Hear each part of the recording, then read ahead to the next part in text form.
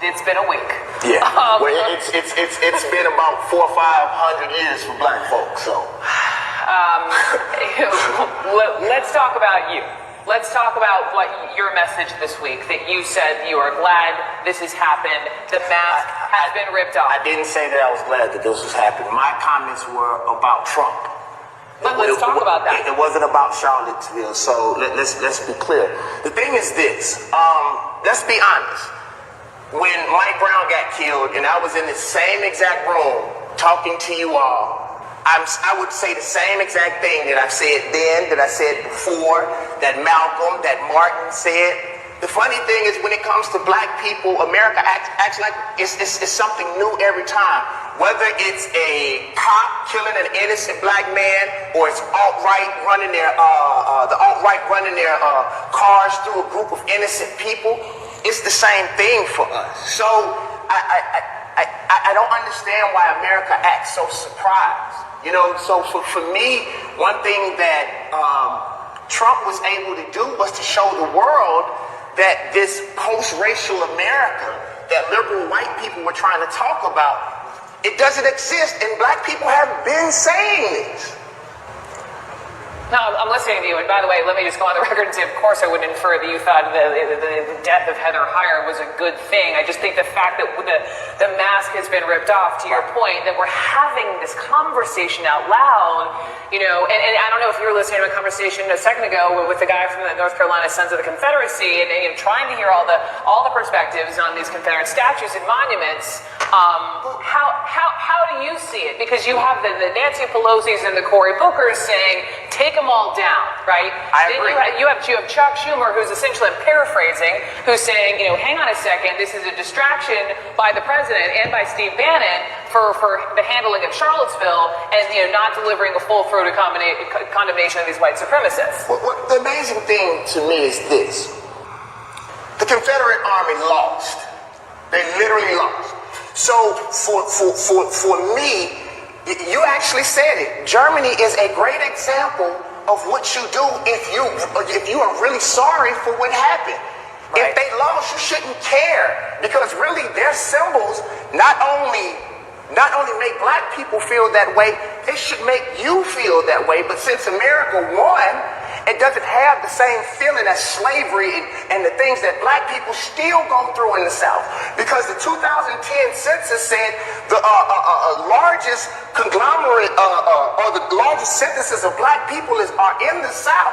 So we have to deal with what people say is an opinion or it's not that bad. It's similar to me arguing with you about pregnancy.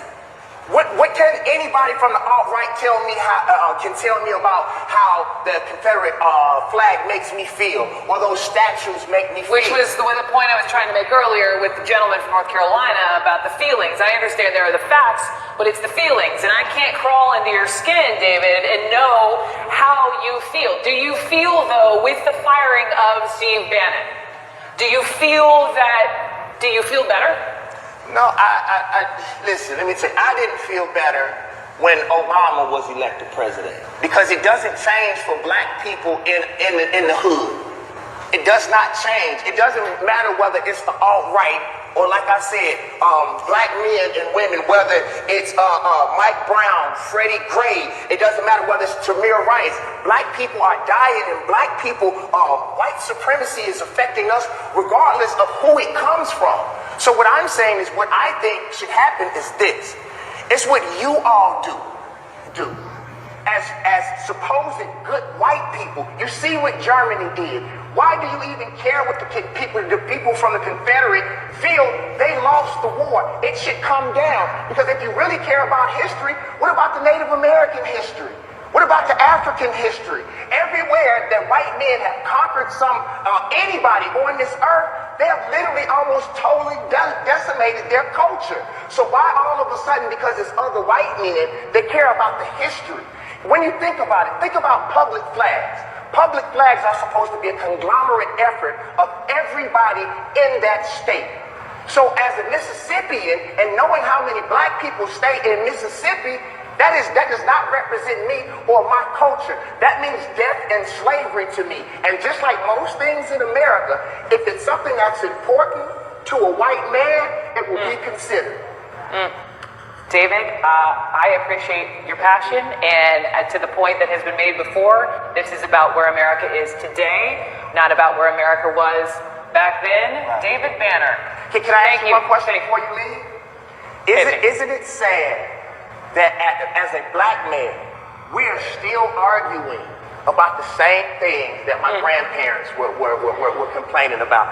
If something happened to a dog, or think about the police force.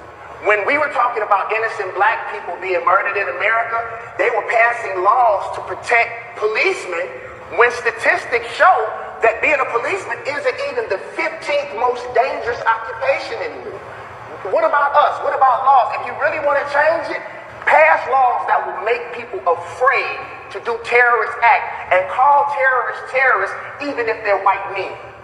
David Banner, I don't know if that was a question, but it was a powerful statement. And I can't even imagine what some of that feels like, just being real with you. David Banner, thank you. For centuries, we have fought valiantly for our rights, our dignity, and our freedom. From the chains of slavery to the struggle for civil rights, the journey of Black people in America is marked by resilience and unwavering determination. Yet, as we look around today, it becomes painfully clear that the fight is far from over.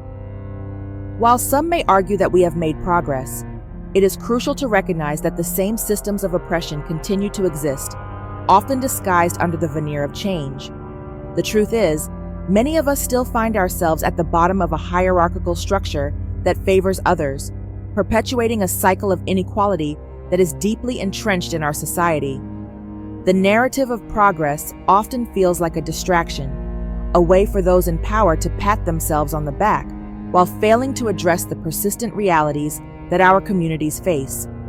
We hear phrases like post-racial America or equal opportunity for all, yet these declarations ignore the ongoing struggles that countless Black individuals endure every day. Discrimination in hiring practices, disparities in education, and unequal access to healthcare are just a few of the barriers that continue to hold us back. It is essential to recognize that while some doors have opened, many remain firmly shut, leaving our communities grappling with the weight of systemic racism. As Black people, we must confront the uncomfortable truth. The progress we have achieved has often been met with a backlash that seeks to undermine our victories. For every step forward, there seems to be a corresponding effort to push us back. The rise of voter suppression laws, the criminalization of our communities, and the disproportionate use of force by law enforcement all serve as stark reminders that the fight for true freedom is ongoing. The struggle for equality is not merely a matter of policy. It is a matter of life and death, of dignity and respect.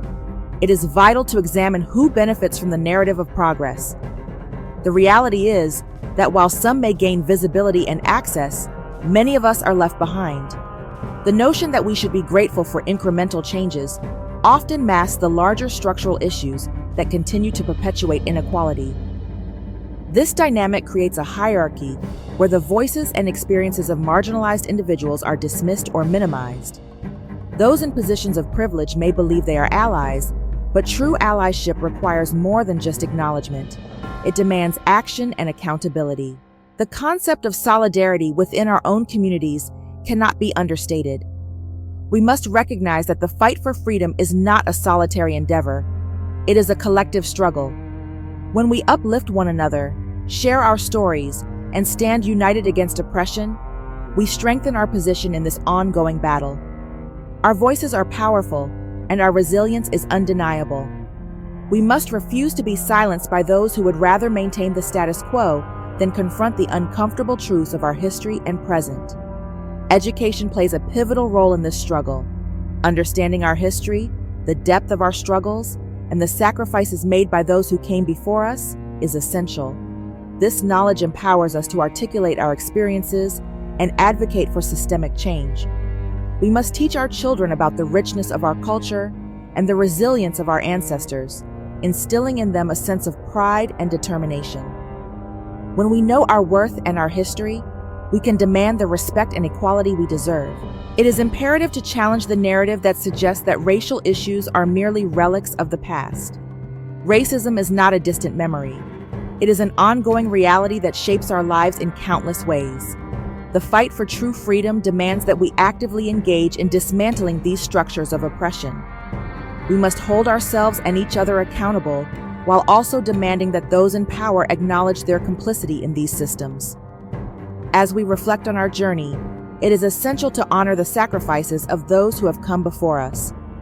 Their struggles were not in vain, and we owe it to them to continue the fight for true freedom and equality. This fight is not just for ourselves, but for future generations who deserve to live in a world where they are not defined by the color of their skin, but by their character and contributions. The fight for true freedom is a continuous journey, not a destination.